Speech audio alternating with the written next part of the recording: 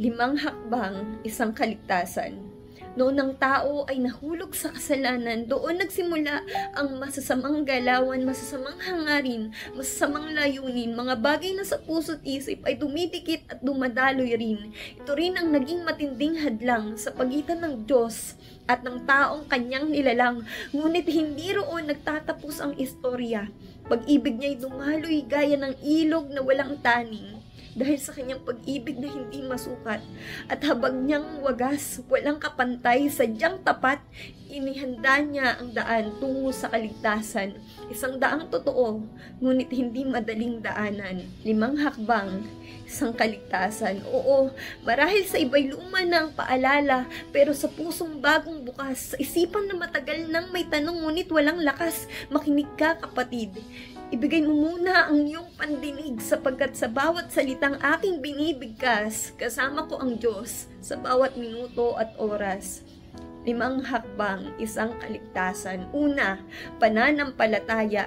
Hindi ito basta paniniwala lang. Ito ang pananalig sa kanyang pangalan kay Jesus na nagligtas sa ating lahat, sa nawawala, sa makasalanan, sa sugatang may sugat. Ito ang kapahingahan sa hindi mo nakikita, ang pagtanggap sa kanya kahit hindi mo pa siya nadarama. Hindi lang sa isip, kundi sa puso sumisibol kahit gaano pa kadilim ang iyong naging panulsol. Pananampalataya. Ang unang hakbang, patungo sa biyaya. Pangalawa, pagsisisi. Hindi ito, I'm sorry, na walang laman. Ito'y pagsuko sa Diyos na mapagmahal, sana'y maunawaan. Pag-amin na ikaw ay nagkamali. Paglapit na may luhang hindi itinatanggi.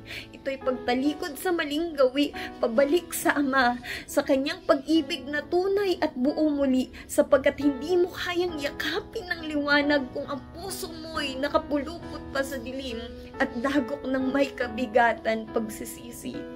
Ang ikalawang hakbang sa iyong pagbabalik.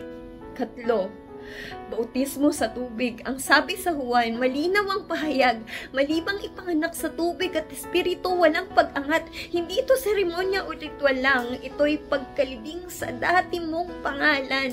Ang luma mong pagkatao'y inihahatid sa libingan at muling dumabangon sa buhay na may kabalaran.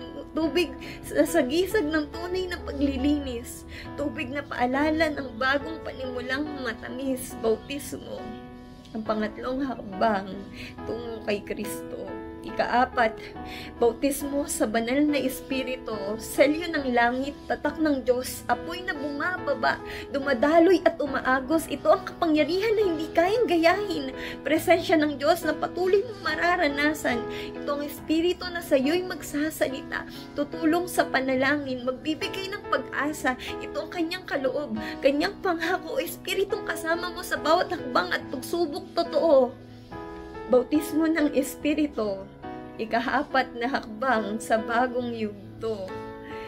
Ikalima, pamumuhay ng may kabanalan. Ito na ang bunga ng apat na hakbang, buhay na ayon sa Diyos, hindi sa alon ng sanglibutang hungkag.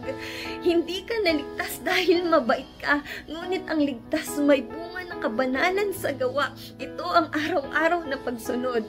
Kahit minsan mas madali ang sumuway at lumubog, ito ang buhay na may takot sa Diyos na iniingatan ng templo ng katawan sa bawat kilos at kilos. Pamumuhay ng may kabanalan, ang huling hakbang na kailangang maging natural. Limang hakbang, isang kaligtasan, isang katotohanan na di malalampasan, tubig, dugo, buhay na ibuhos, inialay, ibinigay para sa'yo.